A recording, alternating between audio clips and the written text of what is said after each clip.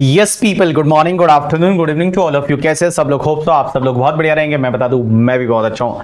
तो गाइस, कुछ दिनों से मेरे पास बहुत सारी इंक्वायरी आ रही थी कि सर हम एग्जाम दे रहे हैं 2026 में, 2027 में, 2028 में। तो सर फाइनल के एग्जाम हम दे रहे हैं 2026, 27, 28 में, तो हमको कौन से आपके बैचेस है जो लेने चाहिए?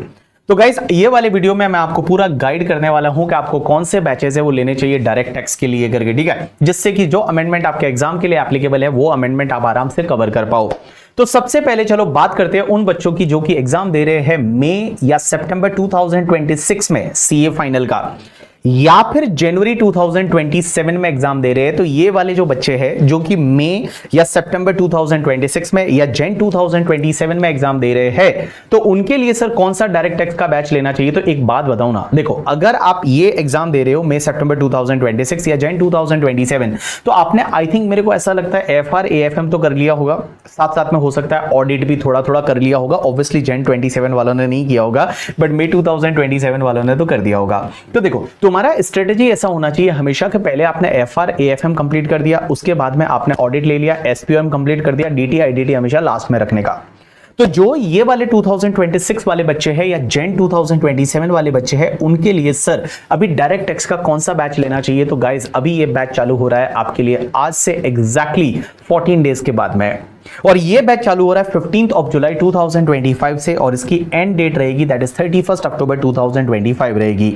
एंड ये जो बैच है, इसका बैच का टाइमिंग क्या रहेगा? मॉर्निंग 7 o'clock से लेके और 10 o'clock, और ये लाइव एट होम बैच रहने वाला है।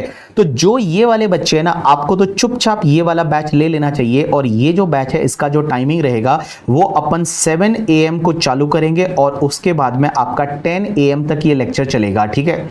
तो 7 AM से लेके 10 AM ये आपका टाइमिंग रहेगा बैच का। आपको ये batch live at home attend करना है, जहां मैं मुंबई स्टूडियो से आपको पढ़ा रहा हूँगा, और आप अपने घर पे पढ़ रहे होंगे, साथ साथ में होमवर्क वगैरह भी करना पड़ेगा, नहीं तो मार पड़ेगी आप लोगों को।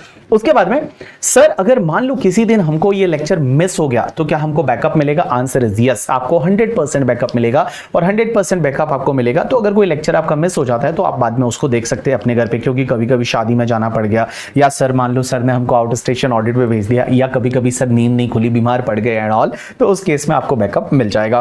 तो 7 AM से लेके 10 AM का आपका टाइम रहेगा। इसमें आपका ये रेगुलर बैच है वो चलेगा। अब एक और बच्चों का डाउट आता है कि सर रेगुलर बैच और एग्जाम ओरिएंटेड बैच में क्या फर्क है? तो वो इसी वीडियो में मैं आपको एड्रेस कर लूंगा, बट पहले मैं आपको ये रेगुलर बैचेस के बारे में बता रहा हूं। अब एक और चीज समझना, ये जो बैच रहेगा ना, इसका लैंग्वेज क्या रहेगा? तो इसका लैंग्वेज हिंदी प्लस इंग्लिश रहेगा। मींस ये इंग्लिश, जैसे मैं आपसे बात कर रहा हूं, इस लैंग्वेज में आपको पढ़ाया जाएगा, ठीक है। उसके बाद में बहुत सारे हमारे साउथ इंडिया के बच्चे, और साउथ इंडिया के बच्चे ये बोल रहे हैं कि सर हमारे लिए क्या करके, ठीक है, हमारे के लिए क्या? तो आपके लिए जो 100% इंग्लिश बैच होगा वो होने वाला है from the 1st of November 2025 से लेके और 31 जनवरी 2026 में कंप्लीट हो जाएगा। तो उसके बाद भी अगर आप मई 2026 में एग्जाम दे रहे हैं, तो you are having the 3 month in your hand, और आपके पास पेपर कितने हैं? 5 पेपर ही तो है। तो जो 100% जो लाइक इंग्लिश बैच लेना चाहते हैं साउथ इंडियन स्टूडेंट है, तो वो ये वाला बैच ले सकते हैं। बट एक बात और बता दूं, अगर आप लोगों को हिंदी समझता है, there are some people from the Andhra Pradesh और Tamil Nadu and all, they understand the Hindi. So if you understand the Hindi ना, देन गाइस आप ये वाला बैच है वो आप ले लीजिए। ये वाला बैच सिर्फ उन लोगों के लिए है जिनको हिंदी बिल्कुल भी नहीं समझता है, या लिटिल समझता है, उनके लिए है करके, ठीक है। चलिए, एक और चीज मैं आपको बता दूं कि ये जो बैचेस होने वाले हैं सर, इन बैचेस के लिए कौन सा इनकम टैक्स लॉ लगने वाला है? Because we have heard that कि नया इनकम टैक्स लॉ आने वाला है। तो इन बैचेस के लिए कौन सा इनकम टैक्स लॉ लगने वाला है? तो मैं बताऊं, आपके एग्जाम के लिए जो है वो फाइनेंस एक्ट 2025 लगेगा, और उसके साथ साथ में हम इनकम टैक्स एक्ट 1961 ही पढ़ने वाले हैं। तो इनकम टैक्स एक्ट 1961 है, जो कि आपने इंटरमीडिएट में भी पढ़ा था, वही वाला हम पढ़ने वाले हैं, इनकम टैक्स एक्ट 1961। एंड वो जो अमेंडेड रहेगा as amended by the finance act 2025 से जितने भी अमेंडमेंट हुए हैं, that is applicable for your examination, जो ये एग्जाम देने वाले हैं उन लोगों के लिए। चलिए, एक और चीज समझना, अगर आप सीएमए का एग्जाम दे रहे हैं, तो सीएमए का एग्जाम अगर आपका जून 2026 में है या दिसंबर 2026 में है, तो आप ये वाला बैच ले सकते हैं, ठीक है। बिकॉज एक और बात बता दूं, सीए और सीएमए की अगर मैं बात करूं, तो सीए और सीएमए का सिलेबस ऑलमोस्ट सेम है। ऑलमोस्ट सेम है बिकॉज अगर आप देखोगे वहां पे भी ब्लैक मनी एक्ट है, सीए में भी ब्लैक मनी एक्ट है, तो कुछ कुछ पार्ट पे थोड़ा बहुत डिफरेंस है, अदरवाइज ऑलमोस्ट सेम है। तो सेम बैच है, वो आप ले सकते हैं करके, ठीक है। चलिए, उसके बाद में एक और डाउट ये आता है कि सर हमारा एग्जाम तो 2027 में है, या फिर 2028 में है, तो क्या हमको ये वाले जो बैचेस आपने जो बताए, क्या ये बैचेस हमको लेने पर चाहिए, ऑप्ट करने चाहिए? Answer is no guys.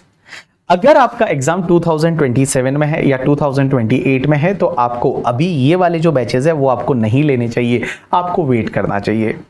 क्योंकि आपके केस में क्या होगा, जो कि मई सितंबर 2027 में एग्जाम दे रहे हैं या जैन 2028 में एग्जाम दे रहे हैं, उनके लिए आपको वेट करना पड़ेगा, बिकॉज आपके लिए न्यू टैक्स लॉ एप्लीकेबल होगा। इनकम टैक्स एक्ट 1961 है वो चला जाएगा, उसकी जगह इनकम टैक्स एक्ट 2025 आने वाला है, और इनकम टैक्स एक्ट 2025 है वो आपके लिए एप्लीकेबल होगा। और अभी जो कि पार्लियामेंट का सेशन रहने वाला है in the month of the August I think, और अगस्त में ये जो बिल है वो पास हो जाएगा पार्लियामेंट से and it will be applicable from the next year. तो आपके लिए ये वाला जो है new income tax law applicable होने वाला है। तो गाइज आप लोग थोड़ा वेट करिए। अब आप बोलोगे सर हम आपसे पढ़ना चाहते हैं, हम आपका क्लास कब से ले, तो मैं बताऊं आपको थोड़ा वेट करना है। और आपके लिए मेरा जो बैच चालू होगा वो mostly in the month of June और जुलाई 2026 में स्टार्ट होगा। तो जून 2026 या जुलाई 2026 में आपके लिए बैच स्टार्ट होगा। मींस अप्रॉक्स आपके पास में 1 साल का टाइम है। 1 साल का आपके पास टाइम है, तो आप एक काम करिए, पहले आपका जो AFM बचा है या फिर आपका FR बचा है या SPOM जो बचा है, ऑडिट बचा है, उसको कंप्लीट कर लीजिए। डायरेक्ट टैक्स की बिल्कुल टेंशन मत लीजिए। डायरेक्ट टैक्स इंटरनेशनल टैक्सेशन जो नया इनकम टैक्स लॉ आएगा उसके हिसाब से हम बहुत बढ़िया से तैयार करेंगे। एक एक चीज को एनालाइज करके हम तैयार करने वाले हैं। नए लॉ में क्या क्या नई चीजें हैं, कैसे लैंग्वेज को ड्राफ्ट किया गया है, क्या क्या चेंजेस है, कैसे चेंजेस होंगे, सब चीजें आपको बता दी जाएगी। तो आपके लिए जून जुलाई 2026 में बैच आएगा and that will be amended by the finance act 2026 से जो भी अमेंडमेंट आएंगे वो एप्लीकेबल होंगे। उसके साथ साथ में इनकम टैक्स एक्ट 2025 है वो आपके एग्जाम के लिए एप्लीकेबल होने वाला है करके, ठीक है। चलिए उसके बाद में सर एक और चीज ये आती है कि सर आपके जो बैचेस आते हैं, जो अभी ये वाले बैचेस ले रहे हैं, उन बच्चों का एक डाउट रहता है कि सर आपका बैच आता है, एक तो रेगुलर बैच आता है और उसके साथ साथ में एक एग्जाम ओरिएंटेड आता है, क्या फर्क रहता है? देखो रेगुलर बैच में क्या होता है ना, हम बहुत सारे ऐसे टॉपिक्स होते हैं जैसे कैपिटल गेन है या फिर मान लो PGBP है, उसको हम बेयर एक्ट को भी रेफर करते जाते हैं साथ साथ में। बिकॉज बेयर एक्ट को रेफर करने से क्या होता है, at least you can understand the language के लैंग्वेज क्या रहेगा। क्योंकि आप जो है इस बार मैं बताऊं this is the last batch as per the income tax act 1961 के हिसाब से। उसके बाद जो भी बैचेस आएंगे वो इनकम टैक्स एक्ट 2025 के हिसाब से आएंगे, but this is the last batch. तो आप लोगों के लिए मैं ये इसलिए रेगुलर बैच आपको प्रेफर करना चाहिए बिकॉज एटलीस्ट आप थोड़ा लॉ का लैंग्वेज सीख पाए कि नॉट विद स्टैंडिंग का मतलब क्या होता है, प्रोवाइजो का मतलब क्या होता है, एक्सप्लेनेशन का मतलब क्या होता है, तो समथिंग आप थोड़ा उससे रीड कर पाए। तो हम रेगुलर बैच में क्या करते हैं, कुछ टॉपिक्स ऐसे होते हैं जिसको हम बेयर एक्ट से भी रीड करते हैं। जैसे सेक्शन 87A को लेके बहुत सारे कॉन्फ्लिक्ट्स आपने देखे होंगे ऑफिसेज में वगैरह। 115 BAC है, उसके अगेंस्ट में ही सर 87A मिलेगा नहीं मिलेगा, तो how it is written in the act, तो दैट एनालिसिस है वो हम रेगुलर बैच में करते हैं। बट एग्जाम ओरिएंटेड बैच में फिर आपको सीधा सीधा बता दिया जाता है कि 87A का रिबेट ऐसे मिलेगा, ठीक है। तो एग्जाम ओरिएंटेड बैच जो है उसमें ऐसा रहता है, बट रेगुलर बैच में उसका एनालिसिस रहता है। उसके साथ साथ में जब रेगुलर बैच लेते हैं तो रेगुलर बैच में बहुत सारे डाउट्स वगैरह जो बच्चों के आते हैं we incorporate in the lecture only, वो लेक्चर में ही इनकॉर्पोरेटेड रहते हैं। लाइव बैच रहता है जिससे क्या होता है कि आप लोग उसको गो थ्रू कर सकते हैं। आपके पास में अगर सफिशिएंट टाइम है then go with the regular batch. Sir examination perspective, sir हमको तो ये एक्सप्लेनेशन वगैरह जो है हमको नहीं सीखना है सर, हमको तो पास होना है। तो एग्जामिनेशन पर्सपेक्टिव क्या हम एग्जाम ओरिएंटेड बैच ले सकते हैं अगर आप फर्स्ट टाइम दे रहे हैं? तो answer is yes. For the exam perspective आप देखना चाहते हैं तो आप एग्जाम ओरिएंटेड बैच ले सकते हैं, that is the sufficient for your examination. Regular batch में एक और फर्क ये आता है कि थोड़े क्वेश्चन का डिस्कशन या क्वेश्चन का जो सॉल्विंग रहता है वो क्लास में थोड़ा ज्यादा रहता है, बट अगर आप एग्जाम ओरिएंटेड बैच में देखेंगे तो उसमें थोड़ा सा कम रहता है करके, ठीक है। तो ये कुछ जो फर्क है जो एग्जाम ओरिएंटेड बैच और रेगुलर बैच में होता है करके, ठीक है। चलिए उसके बाद में गाइज बिकॉज 2027 वाले बच्चे हैं ना, उन्होंने मेरी जान खा ली है कि सर हमारे लिए कब से इनकम टैक्स एक्ट का बैच लेना है, तो आप लोग वेट करिए। तो जैन 2028 वाले और उसके बाद वाले 2028 जो मई वगैरह सितंबर 2028 में दे रहे हैं उनको भी वेट करना है, उनके लिए तो भी 2 साल का टाइम लगेगा, ठीक है। तो 2027-28 में जो एग्जाम दे रहे हैं दे शुड वेट, बट ये जो लोग हैं जिनका एग्जाम मई सितंबर 2026 या जैन 2027 में है वो ये वाला बैच है जो 15 जुलाई से स्टार्ट हो रहा है, वो वाला ले सकते हैं, ठीक है। अब उसमें कुछ बच्चों का ये डाउट आता है कि sir we are going to appear in the Jan 2027, तो काफी टाइम है, तो भी क्या हमको ये वाला बैच लेना चाहिए? आंसर इज यस, आपको यही वाला बैच लेना चाहिए। क्योंकि क्या होता है ना, आपके लिए finance act 2025 is only applicable.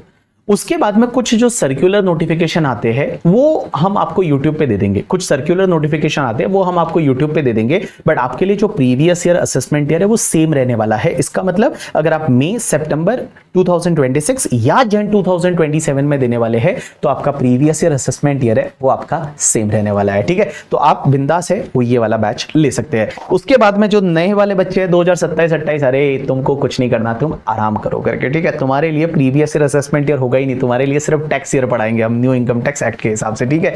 तो चलिए गाइस, होप सो ये वीडियो आपके लिए इंफॉर्मेटिव रहा होगा और इससे आपको जो बैचेस से रिलेटेड जो कंफ्यूजन थे वो कंफ्यूजन आपके दूर हो गए होंगे, ठीक है। चलिए, so all the best and see you on the 15th of July 2025।